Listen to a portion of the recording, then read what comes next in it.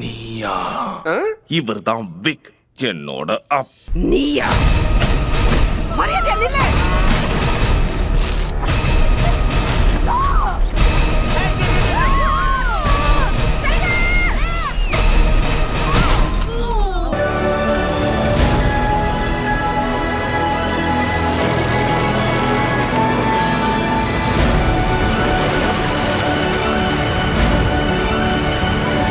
Hi hello friends, வணக்கம் and welcome back to சரண்டப் தமிழ். இந்த வீடியோவில் நம்ம ஒரு 5 அனிமேஷன் மூவிஸ் தான் பார்க்க போகிறோம்.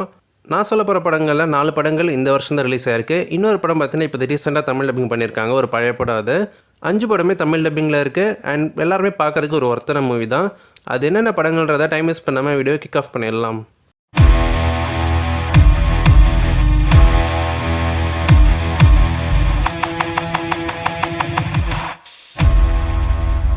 நம்ம ஃபஸ்ட்டாக பார்க்க போகிற படம் டெஸ்பிகேபிள் மீ 4. இலுமினேஷன் தான் இந்த படத்தை அனிமேஷன் பண்ணியிருப்பாங்க. டெஸ்பிகேபிள் மீ ஃப்ரான்ச்சைஸோட 4வது படம் இது. இதுக்கு முன்னாடி 3 படங்கள் பத்திரம் வந்திருக்கு. ஸோ அதோட கண்டினியூஷனில் இந்த படத்தை கொண்டு வந்திருக்காங்க. படத்தோட கதை என்னென்னா, குரு அண்ட் லூசி இவங்க 2 பேரும் ஒன்று சேர்ந்து அவங்க இந்த 3 குழந்தைங்களை பார்த்தீங்கன்னா தத்தெடுத்து வளர்த்துன்னு இருப்பாங்க. அண்ட் அதுக்கப்புறம் இவங்க 2 பேருக்குமே ஒரு குழந்தை பார்த்தினா பிறக்கும். அந்த குழந்தைய இந்த படத்தோட வில்லன் பார்த்தீங்கன்னா கடத்த முயற்சி பண்ணுறான். எதனாலனா, சின்ன வயசில் நம்ம குரு பார்த்தீங்கன்னா வில்லனுக்கு ஒரு சம்பவம் பார்த்தீங்கன்னா பண்ணியிருப்பார். அதுக்காக பழி வாங்கிறதுக்காக தன் குழந்தைய கடத்தி வச்சு குருவை பழிவாங்க முயற்சி பண்ணுறான். இதுதான் இந்த படத்தோட கதையே. இந்த படம் முந்தைய படங்கள் மாதிரி இல்லைனாலும் ஓரளவுக்கு டீசெண்டாக பார்த்தீங்கன்னா கொண்டு போயிருப்பாங்க. நிறைய ஹியூமர்ஸ் படத்தில் நல்லாவே ஒர்க் அவுட் ஆகிருக்கும். டெஸ்பிகேபிள் மீ படம் பார்க்குறவங்க முக்கியவாசி மினியன்ஸை தான் ரசித்து பார்ப்பாங்க. அதுக்கேற்ற மாதிரி மினியன்ஸை வச்சு நிறைய ஃபன்னான சீக்வன்ஸ் எடுத்திருப்பாங்க. ப்ளஸ் ஒரு சில எமோஷனல் மூமெண்ட்ஸுமே வச்சுருப்பாங்க. ஒரு அப்பா பையனுக்கான எமோஷனல் மூமெண்ட்ஸ் அதுவுமே ஓரளவுக்கு டீசெண்டாக இருக்குது. தமிழ் டப்பிங்குமே சூப்பராக பண்ணியிருப்பாங்க. நல்லா என்ஜாய் பண்ணி பார்க்கக்கூடிய ஒரு படம் தான் இது. இந்த படம் பார்த்து உங்களுக்கு பிடிச்சி போச்சுன்னா கண்டிப்பாக நீங்கள் இதுக்கு முன்னாடி ரிலீஸ் ஆன அந்த 3 படத்தையும் பாருங்கள். அதை தொடர்ந்து மினியன்ஸ்னு சொல்லிட்டு ஒரு படம் இருக்கும். குருவோட ஆரிஜின் ஸ்டோரி சொல்கிற மாதிரி இருக்கும். அதுவுமே செக் பண்ணி பாருங்கள், அதுவுமே நல்லாயிருக்கும். இந்த படத்துக்கு IMDbல 6.2 out of 10 ரேட்டிங் கொடுத்துருக்காங்க. ஏன் ஒன்னால உன் சிஸ்டர் மாதிரி இருக்க முடியல? அவதான் எப்பவுமே போய் சொல்லுவாள்ல. நோ மாட்டேன். பாத்தியா பாத்தியா இப்ப கூட போய் சொல்றா. அதுவும் அழகா பாத்து கத்துக்கையா. நம்ம லிஸ்ட்டில் அடுத்து பார்க்க போகிற படம் ஃப்ளோ. காட்டுக்குள்ளே இருக்க மிருகங்கள் எல்லாமே ஒரு பேரழிவு நடந்ததுக்கப்புறம் எப்படி சர்வை பண்ணுது, தன்னை எப்படி அதுங்க காப்பாற்றிக்குது அப்படின்றதான் இந்த படத்தோட மொத்த கதையே. ரொம்ப சிம்பிளான ஒரு பிளாட் தான். இதில் முக்கியமாக ஃபோக்கஸ் பண்ணி ஒரு பூனையை பார்த்தினா காமிச்சிருப்பாங்க. அந்த பூனை ஆரம்பத்தில் ஒரு வீட்டில் பார்த்தினா தங்கியிருக்கும். திடீர்னு வெளில வந்ததுக்கப்புறம் அதோட வீடு அழிஞ்சு போயிடும். உடனே அங்கேருந்து தப்பிச்சு ஒரு போட்டு பார்த்தோன்னா அது கண்ணில் தென்படும். அந்த போட்டு மூலிமா தப்பிக்க முயற்சி பண்ணோம். இதே மாதிரி மற்ற விலங்குகளும் பார்த்தீங்கன்னா அந்த போட்டில் ஏறி அதுங்க சர்வை பண்ண ஆரம்பிக்கும்.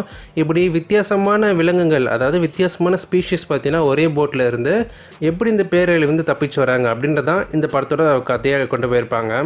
எல்லாருக்கும் ஒரு விஷயம் சொல்லிடுறேன், இந்த படம் எல்லாருமே பார்க்கக்கூடிய ஒரு படம் தான். ஏன்னா இந்த படத்தில் எந்த ஒரு டைலாக்ஸுமே கிடையாது. ஹாலிவுட் மூவிஸில் வர மாதிரி மிருகங்களை பேச வச்சு 3D அனிமேஷனில் காமிச்சிருக்க மாட்டாங்க.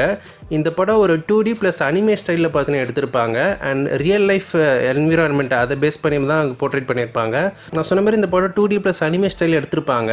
அந்த அனிமேஷன் குவாலிட்டி பார்த்தீங்கன்னா ரொம்ப நல்லா இருக்குது. ஒரு சில படங்களுக்கு தான் நம்ம சொல்லுவோம் இந்த மாதிரி ஒவ்வொரு ஃப்ரேமே பார்த்தீங்கன்னா நம்ம ஸ்க்ரீன்ஷாட் எடுத்து வால்பேப்பராக வச்சுக்கலாம்னு சொல்லிட்டு அந்த படங்களை பார்த்து அந்த மாதிரியான ஒரு படம் தான் இது.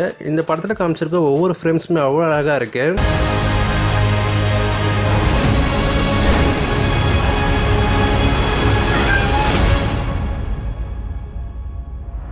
நம்ம லிஸ்ட்டில் அடுத்து பார்க்க போகிற படம் 2006 ஒரு ஃபேமிலி காமெடி ஜானரில் ரிலீஸ் ஆன ஹாப்பி ஃபீட். படத்தோட பிளாட் என்னன்னா, மெயின் லீட் கேரக்டரான மம்பில் பென்குயின்ஸ் எல்லாத்துக்குமே பாட்டு பாடுற திறமை பார்த்தினா காமிச்சிருப்பாங்க. இந்த படத்தில் எல்லா பென்குயினுமே பாட்டு பாடுற தன்மையோட தான் பிறக்கும். ஆனால் நம்ம ஹீரோ மம்பிள் பார்த்தீங்கன்னா பிறக்கும் போது அந்த பாட்டு பாடுற திறன் அவருக்கு இருக்காது. அதனால சுற்றி இருக்கவங்க எல்லாமே அவரை பயங்கரமாக கலாய்ப்பாங்க, எதுலையுமே சேர்த்துக்க மாட்டாங்க, ஒதுக்கி வைப்பாங்க. பட் அவருக்கு வேற ஒரு ஸ்பெஷல் டேலண்ட் இருக்குது. அவரோட ஃபீட்டு தான். அவர் காலையில் பார்த்தீங்கன்னா டேப் டான்ஸ் ஆடுவார். ஸோ மற்ற பென்குயின்ஸ்லாம் பாட்டும் பாடும்போது இவர் டான்ஸ் ஆடுவார் அந்த பாட்டுக்கு. ஸோ இப்படி பாட்டு பாட திறன் இல்லாத இவர் மற்ற பென்குயின்ஸோட எப்படி ஒன்று சேர்றாரு. அதுக்கப்புறம் பென்குயின் கூட்டத்துக்கு பஞ்சம் வருது.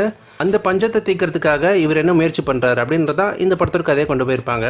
படத்தை நல்லா ஃபன்னாக கொண்டு போயிருப்பாங்க. மெயினாக இந்த படத்தை தமிழ் டப்பிங்கில் பாருங்கள். ஸோ பென்குயின்ஸ் பாடுன்னு சொல்லும் போதே இந்த படத்தில் நிறைய பாட்டு இருக்குன்னு நீங்கள் மைண்ட் ஃபிக்ஸ் பண்ணிக்கணும். தமிழ் டப்பிங்குமே ரொம்ப அழகாக பண்ணியிருக்காங்க. முக்கியமாக ஒரு 5 குட்டி பென்குயின்ஸை காமிச்சிருப்பாங்க. அதுக்கு கொடுக்கப்பட்டிருக்க டப்பிங் ரொம்ப அழகாக இருக்குது. அதில் லீடரான ஒரு பென்குயின் இருக்கும். அதுக்கு நம்ம ரகுவரன் சார் நம்ம ஷின்சானுக்கு வாய்ஸ் கொடுத்தா அவர் தான் டப்பிங் பண்ணியிருப்பாரு, பென்டென் வாய்ஸு. அது நல்லாவே தெரியுது ஃபஸ்ட் டைம் கேட்கும் போதே. ஸோ அந்த பெங்கின் பண்ணுற அட்டகாசங்கள் ரொம்ப ரசிக்கும்படியாக இருக்குது. ஸோ கண்டிப்பாக இந்த படத்தை தமிழ் டப்பிங்கில் பாருங்கள். IMDb 6.4/10 ரேட்டிங் கொடுத்துருக்காங்க. ஸோ ஃபேமிலியோட இந்த படத்தை நீங்கள் பார்க்கலாம். ஒரு அனிமேஷன் மூவி தான் இது. குழந்தைங்களும் என்ஜாய் பண்ணி பார்ப்பாங்க. Show me those flipping feet. Oh, don't be so snooty booty. Show me what you got. நம்ம அடுத்து பார்க்க போகிற படம் 200% உல்ஃப். இந்த படம் 2020 வெளியான 100% உல்ஃபோட டைரக்ட் சீக்வல் தாங்க இது. ஸோ நீங்கள் அந்த படம் ஃபஸ்ட் படம் பார்த்தீங்கன்னா கண்டிப்பாக இந்த படத்தில் ஒரு சில கேரக்டர்ஸ் பற்றின உங்களுக்கு நல்லாவே புரியும், கனெக்ட் ஆகும். பட் இருந்தாலுமே நீங்கள் இந்த படத்தை டேரெக்டாகவே செக் பண்ணி பார்க்கலாம். ஃபஸ்ட் பார்ட்டோட ஸ்டோரி ரொம்ப சிம்பிளாக கொண்டு போயிருப்பாங்க. வேர்வல்ஸ் ஃபேமிலி சேர்ந்த நம்ம ஹீரோ மனுஷனாக பார்த்தீங்கன்னா இருப்பார். அவர் எப்படி வேர்வல்ஸாக மாறுறாரு அப்படின்றதான் படத்தோட கதையை கொண்டு போயிருப்பாங்க. நிலாவில் மூன் ஸ்பிரிட்னு சொல்கிறவங்க இருப்பாங்க. அந்த மூன் ஸ்பிரிட்டோட ஒரு குட்டி சின்ன மூன் ஸ்பிரிட் பார்த்திங்கன்னா பூமிக்கு வந்திருக்கும். அப்படி வந்த மூன் ஸ்பிரிட்டை ஹீரோவான ஃப்ரெட்டி எப்படி மறுபடியும் நிலாக்கே திருப்பி அனுப்புகிறாரு அப்படின்றது தான் படத்தோட ஸ்டோரியே. முந்தைய படத்தை கம்பேர் பண்ணும்போது ஓரளவுக்கு டீசெண்டாக கொண்டு போயிருப்பாங்க. அனிமேஷன் குவாலிட்டி ரொம்ப நல்லாயிருக்கும். இந்த படத்தில் நிறைய ஹியூமர்ஸ் ப்ளஸ் மேஜிக்கல் எலமெண்ட்ஸ் எல்லாமே நல்லா ஒர்க் அவுட் ஆகிருக்கும். நம்ம ஃப்ரெட்டி கூட ஒரு கேங் வரும். அதில் ஒரு டாக் பண்ணுற சேட்டை எல்லாமே ரொம்ப ரசிக்கும்படியாக இருக்கும். அதோட டைலாக் டெலிவரி எல்லாமே சூப்பராக பண்ணியிருப்பாங்க தமிழ் டப்பிங்கில். இந்த படத்துக்கு IMDb 5.2/10 ரேட்டிங் கொடுத்துருக்காங்க.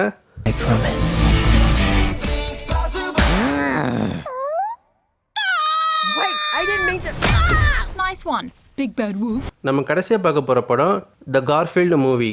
கார்ஃபீல்டுன்ற போன தான் ஓனரோட சந்தோஷமாக வாழ்ந்துட்டுருக்கு. நல்லா சகல வசதிகளோடு இருக்குது. நேரத்துக்கு சாப்பாடு, நேரத்துக்கு நல்லா தூங்குன்ற மாதிரி நல்லா சந்தோஷமாக வந்துட்டு இருக்கும்போது தன்னோட லைஃப்பில் தொலைஞ்சு போனால் அவங்களோட அப்பா பார்த்தீங்கன்னா ரிட்டர்ன் ஆகுறாரு. அப்படி ரிட்டர்ன் ஆனால் தான் அப்பா கூட சேர்ந்து ஒரு ஐஸ்ட்டு பார்த்தீங்கன்னா 2 பேரும் ஒன்றா சேர்ந்து பண்ணுறாங்க. அது என்ன ஐஸ்ட்டு, எதுக்காக அப்பா தொலைஞ்சு போயிட்டு திருப்பி ரிட்டர்ன் ஆகிறாரு அப்படின்றத நீங்கள் படம் பார்த்து தெரிஞ்சுக்கோங்க. இந்த படத்தை சோனி பிக்சர்ஸ் தான் அனிமேஷன் பண்ணியிருப்பாங்க. அனிமேஷன் குவாலிட்டி நல்லாயிருக்கும். ரொம்பவே கலர்ஃபுல்லாக பார்த்தீங்கன்னா எடுத்திருப்பாங்க. நிறைய சீக்வன்சஸ் எல்லாமே ஓவர் கலர்ஃபுல்லாக காமிச்சிருப்பாங்க. பட் கண்டிப்பாக கிட்ஸ் என்ஜாய் பண்ணி பார்க்கக்கூடிய ஒரு படமாக இருக்கும் இது. கார்ஃபீல்டும் அது கூட இருக்கிற ஒரு நாயம் பண்ணுற சேட்டை எல்லாமே ரசிக்கும்படியாக இருக்கும். அண்ட் கிளைமேக்ஸில் அப்பா பையன் அதுக்கான ஒரு எமோஷனல் சீக்வன்ஸ் வச்சுருப்பாங்க. அது கொஞ்சம் ஒர்க் அவுட் ஆச்சு. IMDb இந்த படத்துக்கு 5.7/10 ரேட்டிங் கொடுத்துருக்காங்க. ஸோ பார்க்காதங்க இந்த படத்தை செக் பண்ணி பாருங்கள். வேலை நான் திரும்பி வரலனா என் வரலாறு எல்லாருக்கும் சொல்லுங்க. அவனுக்கு உதவி பண்ணணும்னு தோணுது. அதெல்லாம் வேணாம், அப்புறம் அவன் எப்போதான் கற்றுப்பான். ஸோ ஓகே ஃப்ரெண்ட்ஸ், நான் சொன்ன படங்களில் நீங்கள் எந்த படம் பார்த்துருக்கீங்க, எந்த படம் பார்க்க போகிறீங்க அப்படின்னு மறக்காம கமெண்ட்ஸில் லீவ் பண்ணுங்கள். இல்லை நான் சொன்னதை தவிர்த்து உங்களுக்கு வேறு ஏதாச்சும் படங்கள் தெரிஞ்சாலும் அதுவும் நீங்கள் கமெண்ட்ஸில் லீவ் பண்ணுங்கள். மற்றவங்களும் பார்த்து தெரிஞ்சுக்கிட்டோம். வழங்கும் போல் இதே போல் இன்னொன்று சந்திக்கிறேன். நான் உங்கள் நண்பன் டாட்டா பாய், see you.